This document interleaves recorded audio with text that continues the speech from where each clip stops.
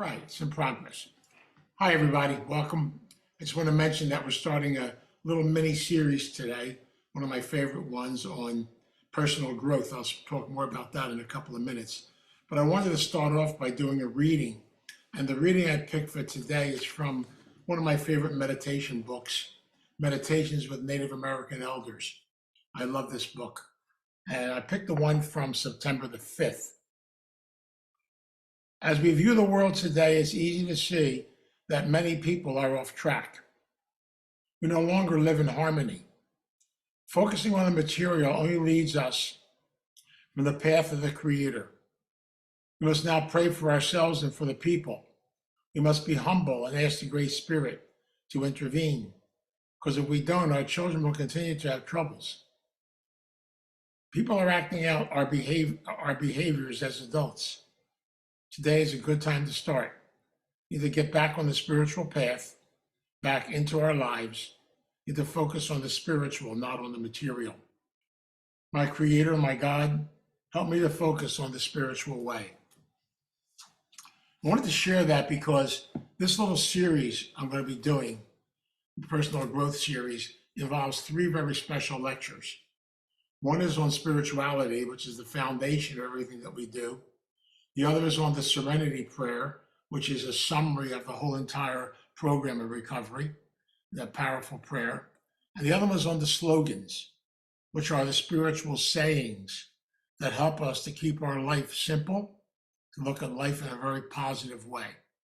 So I wanted to put this whole package together and begin it today by talking about one of my favorite words, and the word is spirituality. But I have a couple of stories I want to tell you first. First of all, if most of you know me, for the first 44, 45 years of my life, especially the 20 years I was in the priesthood, I realized today I really was not a spiritual person. I was a religious person.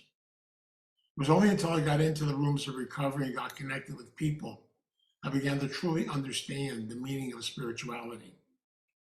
I still remember in 1972, I had a nervous breakdown. I was in a psychiatric hospital, and I was a priest at the time. And the doctor came up to me and he said, Vince, I hate to tell you this, he said, but you're not a very spiritual person. You don't even know what spirituality is. I didn't understand what he was talking about. How can I not be a spiritual person when I'm a clergyman? He said, you may know clergy, you may know theology, but you have no idea who you are. You have no sense of yourself as a person. It's almost like you're an empty shell.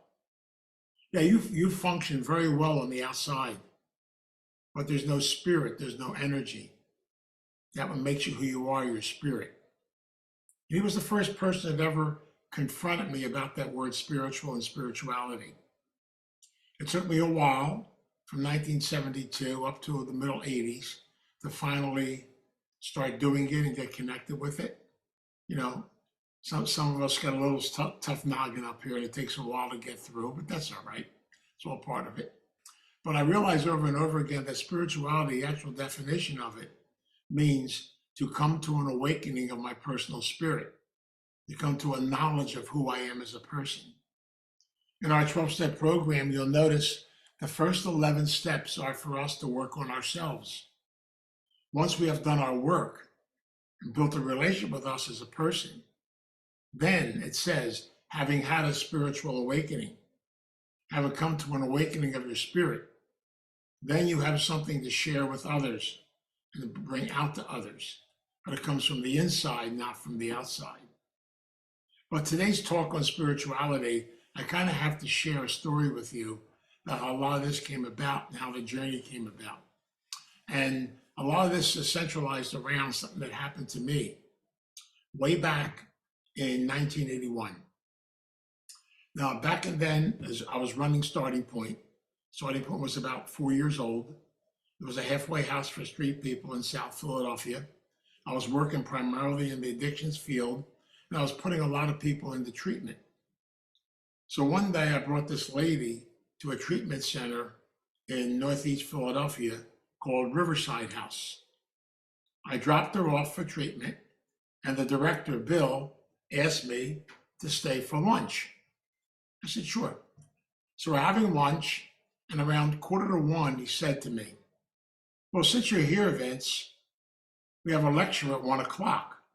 Why don't you give the lecture today at 1 o'clock to the patients? Well, it's 1:45. I said, Bill, what do you want me to talk about? He said, talk about spirituality. I said, really? I said, well, it's 1:45, Bill. He says, look, are you in the program? Trust it, trust in God, and give the lecture. I said, okay. So at 1 o'clock, I went into this room with all these people out there, and I gave a lecture on spirituality. It lasted about 45 minutes, 40 minutes, I don't know what it was. And when I was done, Bill came up to me and he said, that was pretty good. He said, why don't you come back once a month and give the same lecture? I said, I'd love to. I have no idea what I said. And so Bill said he taped it. We had tapes back then. Gave me a copy of my talk. I played it on the way home. And boy, I got a lot out of that sucker. It's pretty fantastic. I laugh about that and I joke about that today because right after that talk, I met a very special lady. She came up to me and she said to me, she was one of the patients, and she said to me, are you a priest? I said, yeah. You know, I hate priests. I said, really? She said, yeah. And she called me a few names. I'm not going to use those names here right now. Laura, you know what I'm talking about. But the bottom line was, all these wonderful things came out of her. And I said, well, thanks for sharing all that. I said, but have a good day. Well, come to find out, this particular lady later on would work through Starting Point and then become a therapist at Starting Point. And she became one of the mainstays of Starting Point, was part of our journey for a good 30-some years. Beautiful lady. She left us and she's on the other side giving God a hard time right now, I'm sure. But the bottom line is, I love her. And every day I think about her and I think about that journey and that day when I met her, and she really was a gift of spirituality. I met a lot of things in the course of my journey. And it's how God works in such mysterious and beautiful ways. And so as a result of that talk, believe it or not, I probably have shared the principles of this talk over the past, 40 years.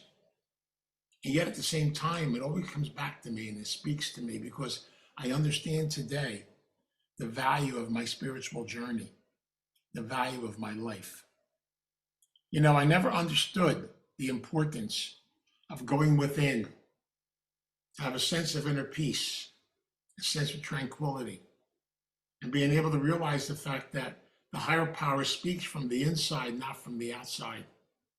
And I've learned some of those beautiful, humble words. I call them the spiritual words. I've learned the gift of acceptance.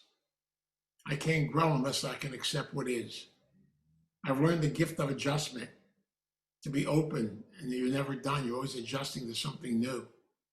I've learned those two beautiful words. Why are you in the situation that you're in? Because you're supposed to be there. Supposed to. You're supposed to be where you are on your journey. It's what we do with it, how we handle it. And so when I use the word spiritual and spirituality, I always go back to what I call the 4 basic spiritual questions. These are questions we have to ask ourselves every day of our life. And the first question is very simple and very powerful.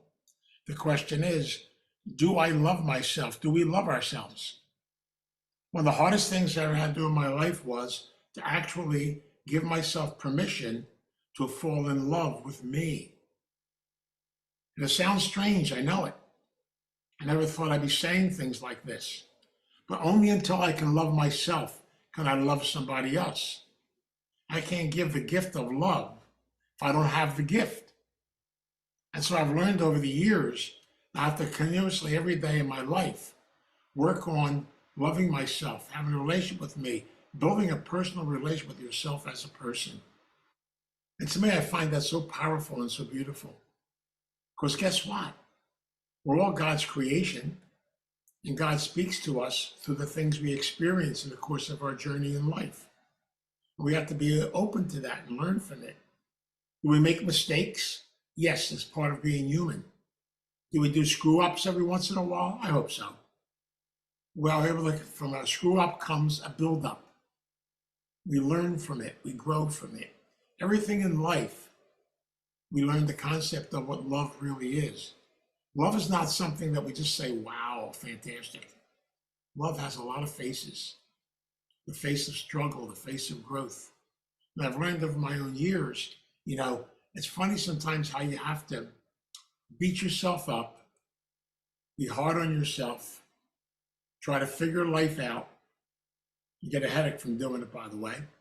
And as a result of it, you finally get to a point where you say, I surrender, help me. Some of the most spiritual, powerful words on the face of the earth. To ask for help and ask for guidance. That leads to the second question. Do you truly like yourself? Are you comfortable being you? Or do we spend time trying to compare ourselves to somebody else?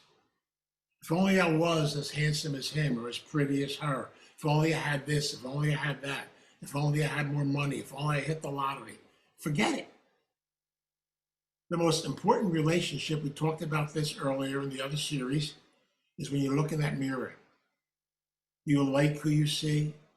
Do you celebrate yourself every day? Do you see the beauty inside of you? I'm going to tell you a secret. Promise me you won't tell anybody, okay? Now, Kathy, make sure you don't tell anybody. It's real important.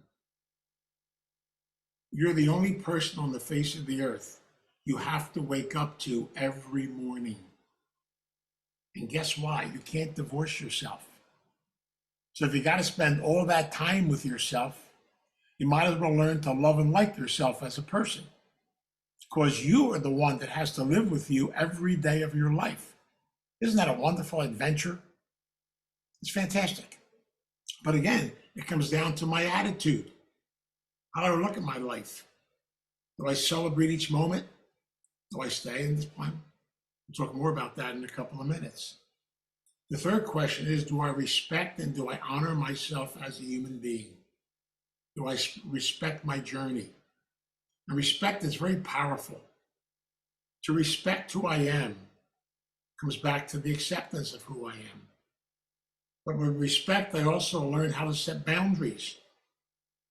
I put myself in good, positive situations. But if I learn to respect myself, then I'll be able to respect others. And respect is a powerful thing. I expect people to respect me. I want to respect them too. So it's got to be a two-way street. And the last question is, do I care about myself? Do I take care of myself? See, we have this beautiful body. It belongs to us. We have to nurture it, take care of it, honor it. And even with its idiosyncrasies, some of its diseases and things to that effect, I have to build a relationship with every aspect of my body. What I can do, what I can't do, what's possible, what's not possible. This is a wonderful journey. Yet this is the journey of spirituality. A spiritual person is somebody who has the courage to work on themselves every day, to look within, not to analyze themselves. Please don't do that. If you analyze yourself, you'll get a headache. But to be able to look at yourself and say, wow, I have another day on this earth. And so they are the basic spiritual questions. But then there are some spiritual principles you live by. One of the principles is, we heard it before, to live life in the present, one day at a time. What I've learned in this program, I have a history, I have a past. I want to be able to embrace my history. It's my history, just as yours belongs to you. And that history may have a lot of insanity and craziness in it. You have a lot of beauty and strength in it. Probably has a mixture of so many different things in it, even trauma, hurt, pain, things you're going through. We call them your experiences. And every experience is a teachable moment. Once we're able to work through the struggle to come to the other side, just have to learn to live in the present. Stay out of the future. Stay away from the unknown. The unknown brings fear, brings anxiety. We get caught up in everything, but don't. You have to walk within your own journey and live life one day at a time. It's a simple principle, it's not complicated, and yet it works. It's like living in the now. If you wake up every day, you've been given the greatest gift there is on the face of this earth, the gift of life for another day. You know how powerful that is? Do I ask myself, do I take it for granted? Do I say thank you in gratitude? Am I able to start the day and say, wow, what a gift? Sure, I got pains, I got aches, you get older, you have some parts start to creep, start to make noises in different places. That's all part of the journey, what the hell? The bottom line is to be able to respect that body, to celebrate that body, to treat it good, to honor it. But in doing so, I'm learning just to live in the present, to do what I can do for this day, and not to make yourself crazy and make yourself nuts. That's when our codependency comes into play and other things, because I want to be able to get all this stuff done today. Why? If it doesn't get done today, you do it tomorrow. Don't worry about it. We're always trying to get things done. We're trying to organize this, organize that. Then we start trying to organize people. That's a riot. We try to organize people we live with. If only this, if only that. I spent a lot of time trying to organize institutions. I was going to shape them into what I wanted them to be. And you know what they usually did? They usually broke me after a while. They shaped me. I didn't have much choice in the matter.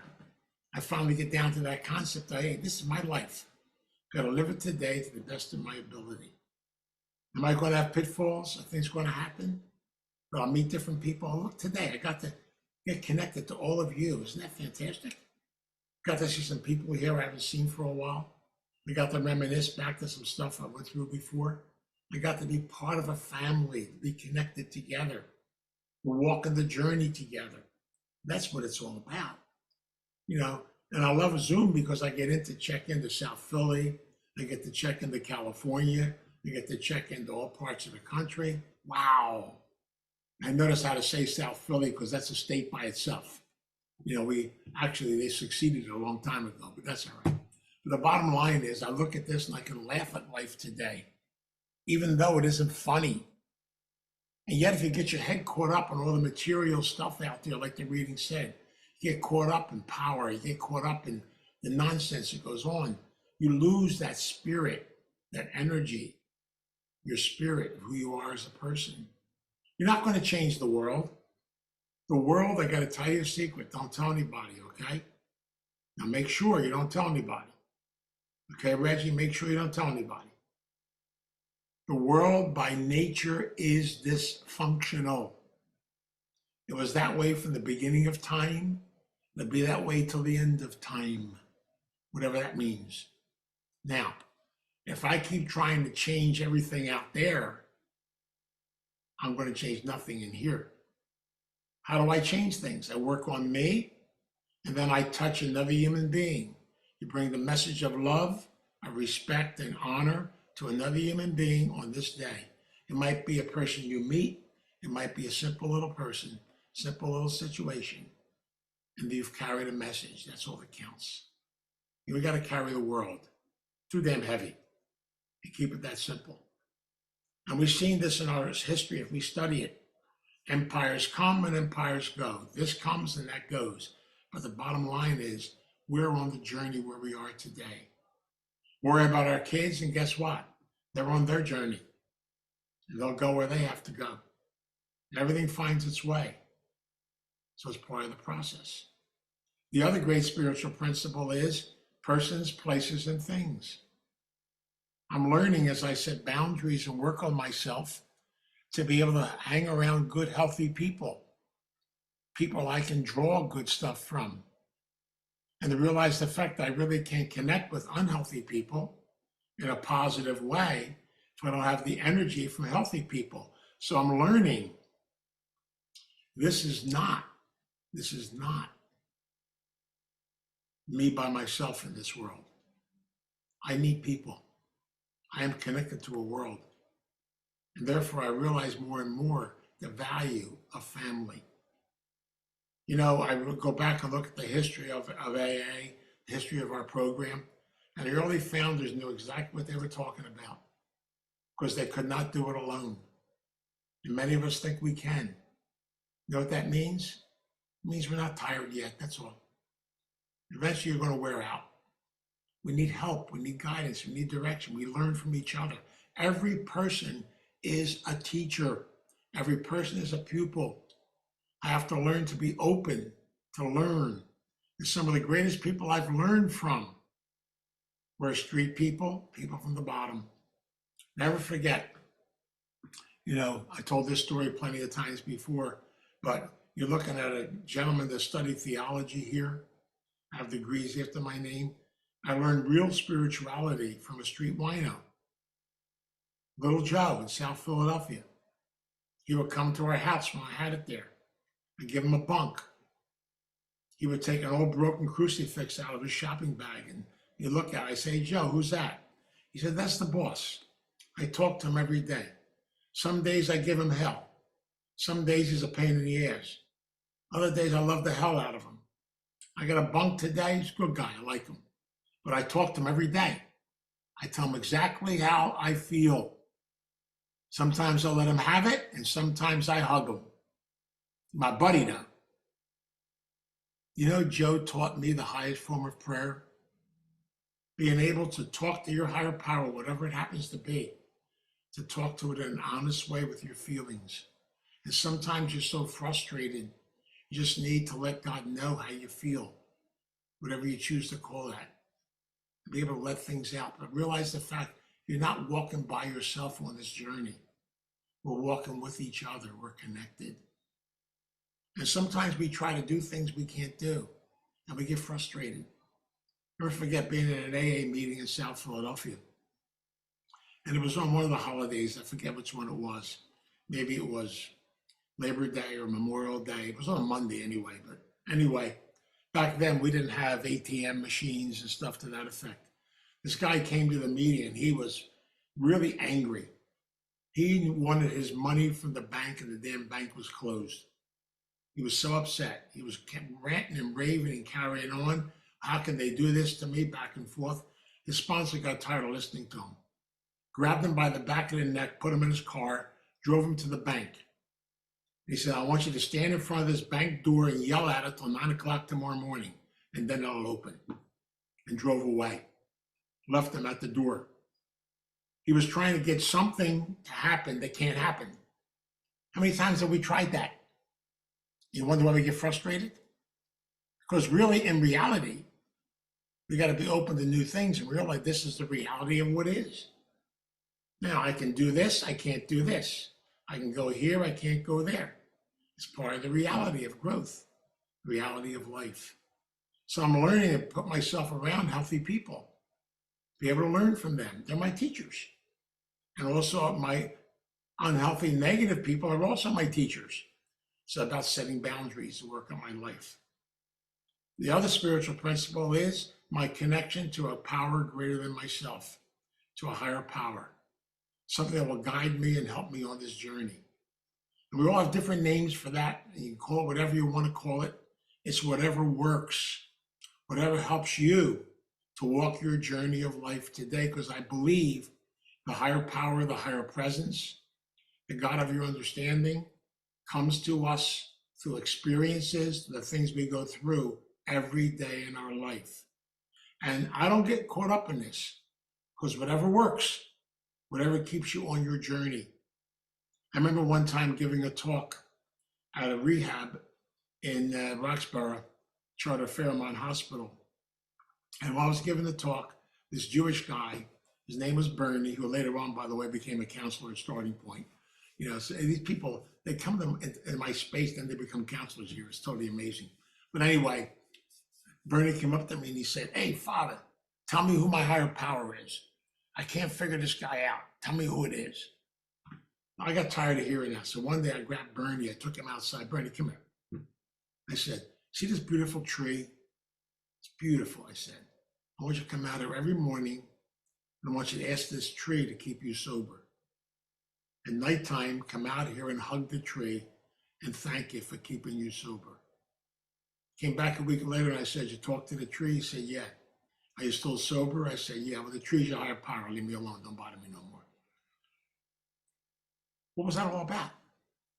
He needed to be able to ask something. That tree was a creation of his higher power. Ask for help and ask for guidance. I don't debate anymore. Whatever works. There is no one way. There are many ways. The concept is we have to learn what works for us, what gets us where we have to go. I've had people have so much anger towards God. We got to be able to use other things. A good friend of mine, still a good friend of mine, he's been in the program now about 18 years. I love him, and he's a professed atheist. I don't want to hear the word God, nothing else God. I said, okay. So one day he came up to me, he says, I've been hanging around you for a long time. You're a pain in the ass. I said, well, thank you very much. He said, well, I'm going to try what you say. Let me see how it works. I said, what are you talking about? He said, I'm going to take the basic text of NA. It's like the big book of AA, the same thing. I'm going to put it on my bed. In the morning, I'm going to get on my knees and ask that book to keep me straight. At nighttime, I'm going to thank it before I go to bed. I said, how long have you been doing that? He said, about 4 years. Are you still straight? I said, yeah, it works. It takes care of that. The book's your higher power. It takes care of that. Don't worry about it. The principles of the book are what helping him to stay within the realms of his recovery. I don't debate that. Just like I don't debate religion, I don't debate any of these things, because if it works, do it. But realize the fact that there's something in this world, something out there that really is a teachable process for us. A spirit that makes us the unique person that we are. And that spirit needs to be connected to other people's spirits. That's why I've said this so many times. Nobody ever dies. Death is only a physical thing. It's a body. This body is only a casing. It's the spirit inside the body that's important. That's your spirituality. That's the spirit of who you are. And that's why when you die, you've passed that spirit on to the people there. One of my favorite stories is a gentleman that was one of our house managers at Starting Point, and he died of a heart attack at a very early age, and really beautiful guy. One of these sudden deaths, he was very active in his Baptist church. And so we all went to the funeral at the Baptist church. And I love this Baptist minister. He was certainly different. Now visualize this. We're in this church. Here's the casket, and his body's in the casket. We're all sitting out there. The minister comes out with his outfit on, and he says to all of us, have you all of you come up here and take a look at this body? He didn't even use his name. Take a look at this body. Well, if you haven't, hurry up and get up here and do it. Get it over with. We're all done. He said, you all done now? Fine. He slammed the casket shut. He told them to get that damn thing out of here. They rolled it off. He said, now, this guy's name was Arthur. He said, now let's talk about Arthur's spirit. That wasn't Arthur. That was his leaky old house. Couldn't stay there anymore. He had to leave.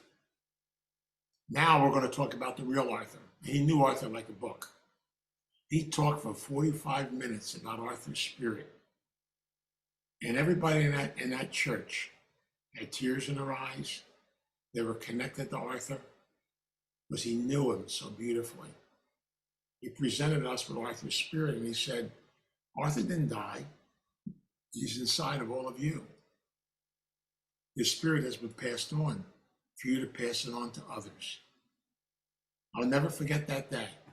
So powerful and so beautiful. Of course, he scared the hell out of me when he slammed that casket shut and rolled it off.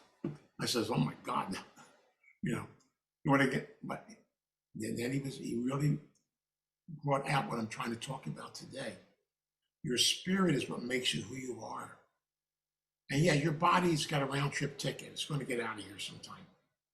It's going to get old. It's going to change. You may have to say goodbye sometimes, but your spirit will never say goodbye. I go into that lecture hall, and there's 1,100 names on that wall. I always say there's 1,100 spirits on that wall. There's an energy in that room. None of those people have died. Their body has, but their spirit, their personhood, who they are, they're all interconnected. I go to the one side of the wall and I see my first sponsor's name up there, Norm. Very special man who touched my life, helped me start Starting Point way back then. And his memories come back. He's still there, he's still inside of me. All these wonderful memories, things that are connected. And every time I dedicate a new plaque and put it up, it's a connection to another person. It's a big part of it. A week and a half ago, I was at my cousin's bedside when she was getting ready to leave us. You know, and I had to say goodbye to her body. But her spirit, no.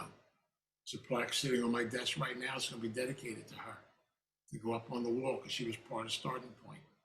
It's all part of our journey, part of our life. So I realize over and over again, you know, that we are God's people. We have the Spirit inside of us. We have to learn the importance of being able to ask for help and ask for guidance and ask for direction, because we're all on a journey. The spiritual journey is the greatest journey on the face of this earth. You know why we have a hard time with it? Because it's simple. It starts with an S. It's simple. It's not complicated. You can analyze that word to death, make yourself crazy. I love it when we try to figure God out or figure your higher power out. It's a higher source. It's a spirit. It's an energy that's speaking to us. It's a constant process going on. Even those who have died of drug overdoses or died in a traumatic way, their spirit left their body because their body was done. They were done with that case. Maybe they're going to find a new house. I don't know. Find a new place to live. Different things they have to do. I don't know. There's a lot of theories out there about a lot of different things, a lot of different belief systems. And every one of them is legitimate. Every one of them is good. You can find something in everybody. I used to laugh when I was a priest in Atlantic City. I was stationed in an all African-American parish. And down the street from me was Jimmy's parish, the African Methodist Church. And Jimmy was the pastor there. I love Jimmy. But Jimmy liked to take weekends off every once in a while. He'd call me up and he'd say, "Hey, Father, do me a favor, will you? Cover my service today." I said, "Sure." So I would tell our people, I say, "We're going down to Jimmy's place today." So I combined the two together. And then at the end of the service, they come up and they say, "Which church we belong to?" I said, "We belong to both. We're just down the street from each other, so we kind of mingle together. We're all family. We're all connected to one another. We're all a sense of spirit to one another. That's what's important. We're all brothers and sisters. We're connected together. So real spirituality is that gift. Do you love yourself? Do you honor who you are? Do you enjoy your day? You look within the mirror. Yes, your body might be imperfect. And by the way, I hope that it is. Why? Because mine is. Yours should be too. It's okay. It's imperfect. Because we're human. It's great to be a human being. But we're human beings with a spiritual gift on the inside. It's what makes every one of us different from everybody else. Nobody here is the same. There are different gifts, different talents, different ways which we handle things. That's why don't compare yourself to anybody else. There's things you can do, they can't do. I mean, Loretta understands all this technology stuff and all that, and all this administrative stuff and all that, and all I do is smile at her. I have no idea what she's talking about, but I keep telling her, okay. But guess why? Because I respect her. I respect what she knows. I don't know what she knows. And therefore, I need to go to her to get connected to that kind of stuff. I meet other people in the course of my journey who have knowledge of something else. I'm not going to play around. If my car breaks down, you think I'm going to go out there and play around with the engine? I'll tear the thing apart. All I know is it's in the front of the car. That's all I know. That's why I keep a AAA card in my pocket, so I can call somebody who knows what they're doing. God, it's wonderful just to be able to say, I don't know. The most spiritual word on the face of the earth. And then to be able to ask for help and ask for guidance, ask for direction. And that's the beautiful part about it. We're all talented in different ways. We have different gifts. We have to learn to share our gifts, to connect them to others, to help others in their growth. So we look at spirituality, we look at the concept of my spirit, who I am, to celebrate who I am, and to realize God sends all these interesting people into our life. You never know where they're going to come from. And all you do is you carry a message, you touch someone, you never know. I never forget another story. I'm on the stories today. But anyway, when I was a priest, I used to be the chaplain at the county jail. And one of the things I used to do, I used to buy the paperback version of the big book.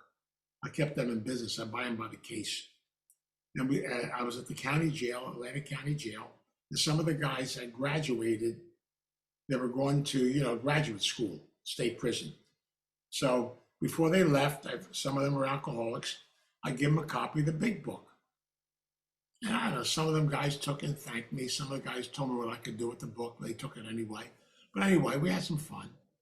I gave out a lot of books. I don't know who I gave them to. I don't know what happened. In 2014, I got a letter here at Starting Point addressed to Father Vince DePasquale. I opened the letter and it said, I've been trying to find you and where you are for a bunch of years now. He said, I have to write and tell you something. I know you don't remember me, but way back in 1972, you visited me in the Atlanta County Jail. You gave me a book, the big book of AA. I took that book when you gave it to me, and I still remember what I told you could do with the book. So I apologize for that. I took that book with me to Trenton State Prison. I was bored one day. Looked in my locker, I found the book. I said, oh, well, I might as well read it. I started reading that book. I got tears in my eyes, he said. I went to the guard and I said, do they have these meetings here? I said, yeah. He got permission. I started to attend AA at the prison. I went to those meetings for years at the prison. When I got out, I continued going to those meetings. I stayed sober. That book became so precious to me. And now I want to let you know, I still go back to the prison, but I don't stay anymore. I bring the message of recovery to others back at the prison. He said, thank you. Whatever you're doing today, keep doing it. Now, I still don't know who that man is. I don't need to know. Sometimes a gift of a book can help change a person's life. You never know how you're touching another human being. You don't need to know. The important things you give from your spirit, you give from your heart. You share things from your heart and your spirit. And that's what it's really all about. And so I want to continue this little series. I love the series because it's about the foundation of our program, what it's really all about. And 2 weeks from today, I'll do the Serenity Prayer, because to me, it is the ultimate prayer that contains every message of our 12 steps. And then I'll do the slogans, which are the toolbox of recovery. They're all the tools to get us through this process of recovery. They're simple little statements, but if you live by them, wow, what that does to your life is unbelievable. A simple little thing. You look at those things, they're powerful. As you can tell from the schedule, I'm not going to be here next week. I'm going to sneak away on vacation for a week. My wife and I are going to go down the shore. I always do my September trip down the shore because it's quieter. I kind of like it. And then I'll be back. And we have a guest next week. Kevin's coming back again. I love Kevin. He's great. Good man. He'll be working with Loretta. He's going to take my place for next week. And then we'll continue the series and begin to work on it. And so I hope you come to visit him, because Kevin is quite a unique character. He's a non-denominational minister. He's the minister he's doing ministry work for hospice. He has quite a background. He's one of our counselors. He's also a grief counselor. So he has a lot to be able to share. He'll pick up the mantle and we'll go from there and see what happens. And so live this gift of spirituality. The most beautiful thing you can do is tomorrow morning or tonight, you go to bed, say, thank you, God, for the gift of life. Wake up tomorrow, you say, thank you, God, for the gift of life. And in my prayer, we'll talk about this. But the old timers in AA used to say this to me. I'll never forget it. They used to say, if you wake up in the morning, and by the way, we all did this morning. Even Patrice, she woke up too this morning. But we all woke up this morning, you know. And they used to say, get down on your knees, say thank you, and don't worry about who you're thanking. Just say thank you. Ask for help. Get up. Do the best you can for the day. At the end of the night, get on your knees. Say thank you for the day. And thank you for some of the things I screwed up with too. I hope I can learn from them. Go to sleep. And then if you wake up, you start again. That simple way of life makes so much sense to me. I've learned it, and I try to live by it to the best of my ability. And so I hope this helps you understand spirituality just a little bit better, to realize the fact that we're on a spiritual journey. And all of us are interconnected with one another. It's all part of it. So we look that way, and we have to be able to look at each other, respect each other, honor each other, but respect, honor, and love ourselves, and give that gift to all that we need in the course of our journey. So let us pray. God, we come before you today in a very special and beautiful way. Come before you as a family. We come here in gratitude today. Gratitude for the gift of life. Gratitude for our spirit. Gratitude for who we are. Thank you for creating us, for putting us on this earth. Teach us every day of our life to begin in gratitude, to end in gratitude. I realize we're on a journey. On this journey, we know you'll send messengers. Some of those messengers we'll like and some we won't like. But help us to be open to them, to learn, to grow. Whatever the God of understanding is, the secret is to humbly ask for help, guidance, and direction, and realize the fact that the worst enemy we can have is ourselves. We try to do it our own way. Teach us to be open to your way. Teach us to respect, to honor, to love, and cherish ourselves as human beings. And to realize the fact that our spirit is here for a purpose, to be shared, to be connected with others. Teach us to be open to others and help us to share our gifts with others. And remember, the more you share, the more we get back 100-fold. We pray and we ask this. We ask for your blessing and your guidance every day of our life. We ask this in your name. Amen.